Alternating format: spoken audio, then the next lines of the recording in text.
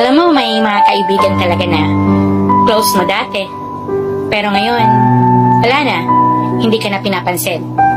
Bale, wala ka na lang. Like wala ka ng halaga. Tapos may mga kaibigan din talaga na mahal na mahal mo. Akala mo rin mahal ka. Pero sa isang problema lang, sa isang away lang, end of friendship na agad. Naka-block ka na rin. Kahit sa social media.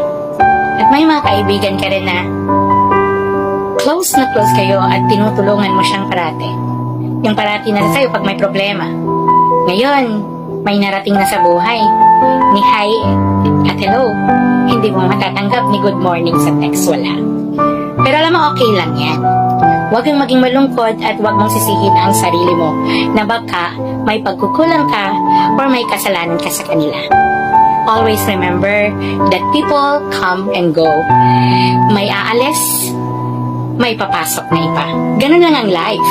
Huwag mong i-pressure ang sarili mo sa mga taong nakapaligid sa iyo.